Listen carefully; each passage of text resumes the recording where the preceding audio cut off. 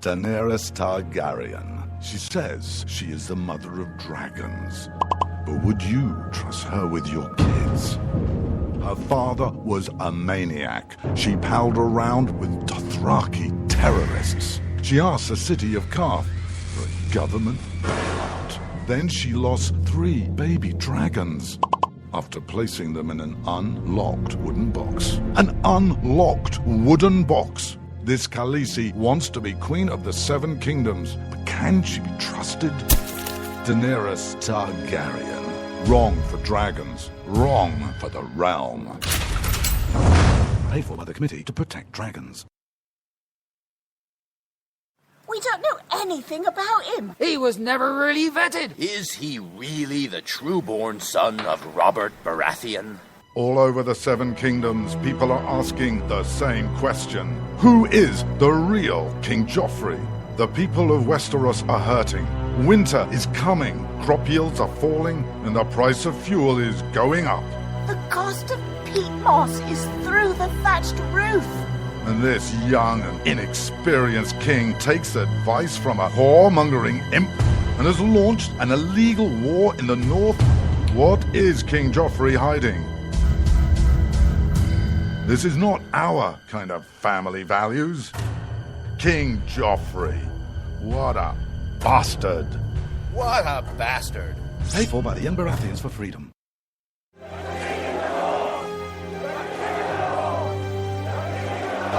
Robb Stark. He's the biggest celebrity in the North. But his father was a traitor. He arrested his own mother.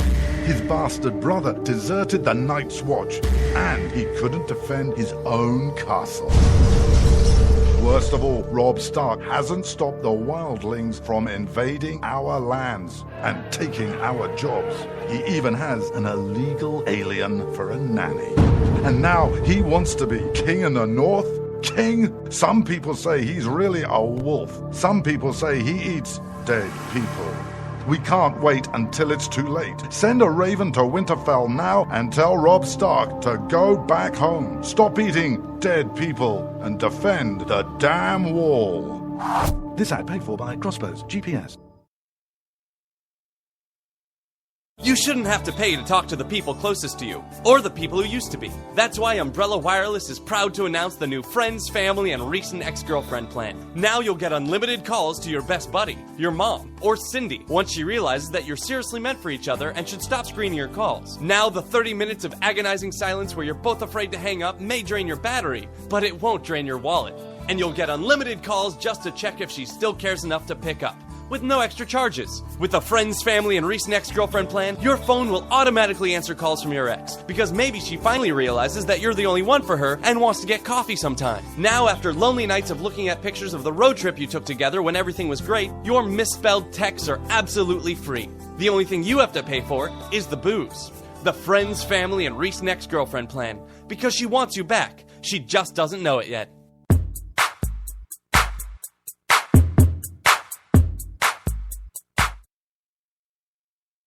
When you can't find anything to watch on cable, you get bored. When you get bored, you listen to radio cooking shows. When you listen to radio cooking shows, you invite a friend over for dinner. When you invite a friend over for dinner, you use twice as many beans. When you use twice as many beans, you expel deadly farts that kill your friend's dog. When you kill your friend's dog, your friend becomes unstable. When your friend becomes unstable, you're sued for everything you're worth.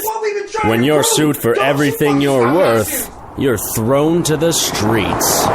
When you're thrown to the streets, you devote your life to world domination. When you devote your life to world domination, you become an evil fascist overlord. When you become an evil fascist overlord, old friends plot their revenge. When old friends plot their revenge, you are shot in the back of the head. And when you're shot in the back of the head, you miss your jazzercise appointment. Don't miss your jazzercise appointment. Upgrade to Indirect TV. Go online or call 1-800-DIRECT-TV.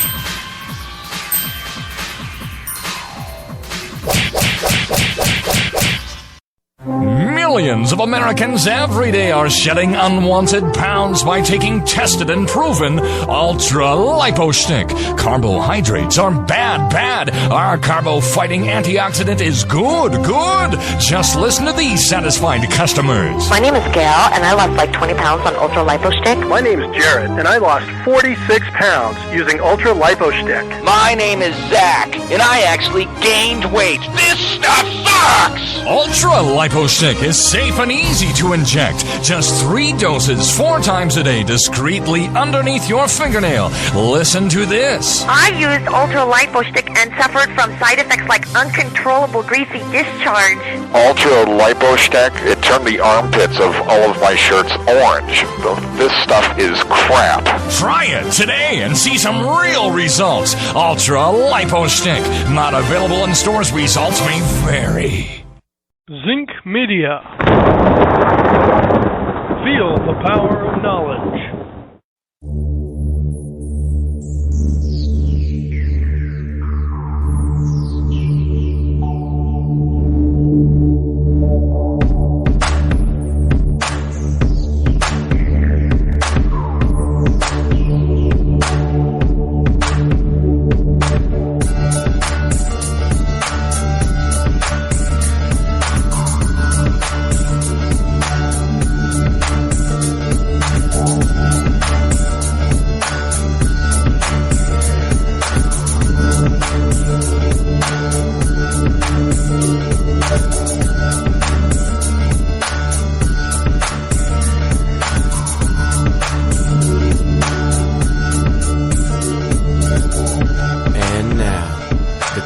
Most politically incorrect black man on the planet, Rod Eccles.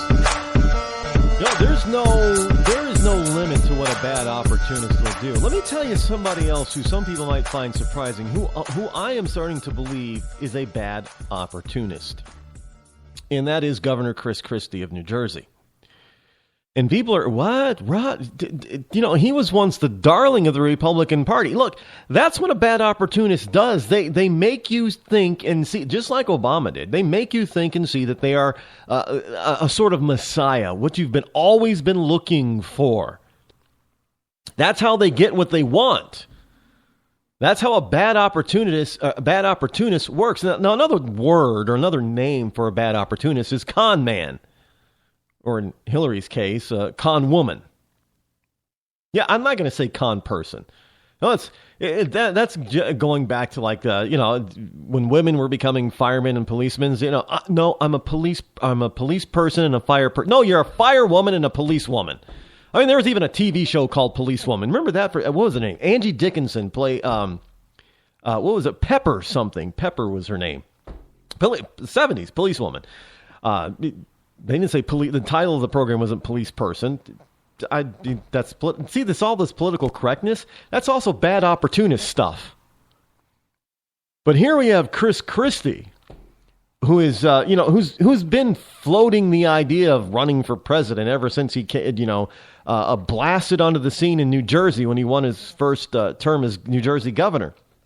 And looking back, hindsight is always 20/20. And you start paying attention to what the man is saying today, and you wonder, wait a minute, this doesn't jive with being a conservative. And everybody keeps saying, oh, yeah, Christie's a conservative and, conservative in New Jersey.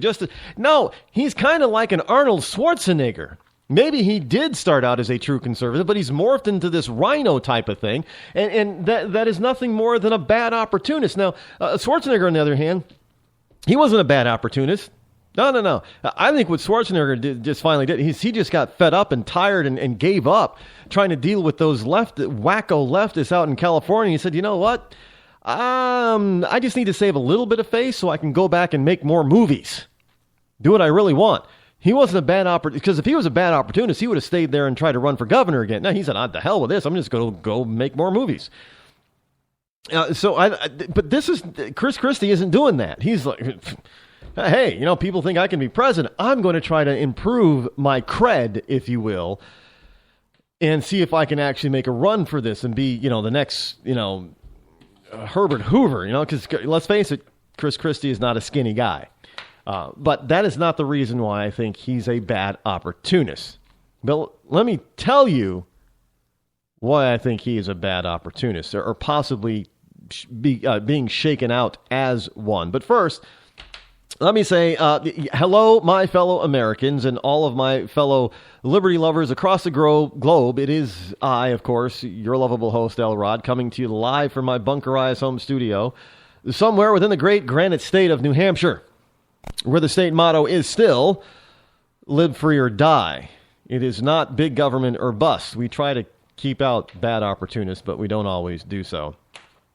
It is Tuesday, May the 19th in the year of our Lord 2015. If you wish to join me live and weigh in on what I've been talking about, my number here is toll-free 603-835-3224. That's 603-835-3224.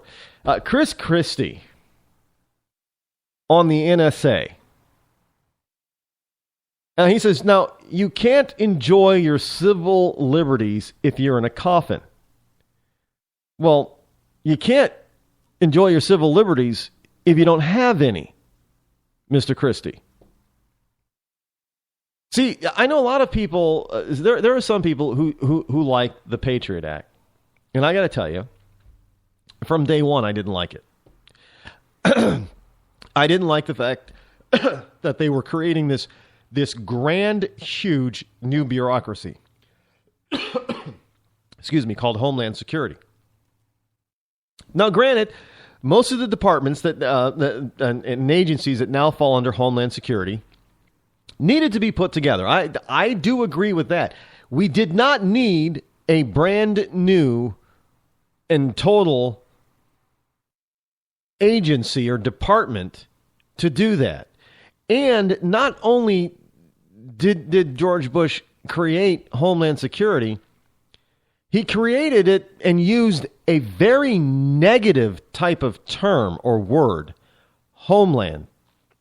Now, you have to understand that every type of tyrant in the modern world has always referred to their base country as the homeland or the fatherland or the motherland. Homeland. That, to me, right there said, there's something wrong with it. And indeed, we've had nothing but problems. Citizens have had nothing but problems with Homeland Security ever since it was created. You know, going through all its different departments like the TSA and the Border Patrol. I mean, they're all part of Homeland Security. And they take in other agencies and other departments and put them under Homeland Security, like, the FBI. But they left alone some of the very agencies that we needed to try to get together. Like the NSA and NASA, the National Security Agency and the CIA. I mean, think about this for a second. We have the Central Intelligence Agency, the CIA, already a secretive agency. Why did we need the NSA? That could be even more secretive. And then why did we need the Homeland Security when we already had Homeland Security agencies? And they tried to, we got to put them all under one roof and blah, blah. No, it was bad opportunity that presented itself that big government officials decided to take advantage of. And now it is starting it's starting to come out that Chris Christie is kind of one of those Republicans that's a big government Republican. So he's saying, the NSA, the National Security Agency, they need to have these humongous server farms that are storing our information. Really? Is it really the average American citizen that they need to collect information on? Is that average American citizen really going to be safe? Or safer? I don't think so. Now, two sides of the surveillance. This is a hot air story, by the way. Two sides of the surveillance state coin. Now, understand that, again, whenever you have had a dictatorial type of government, it doesn't matter when it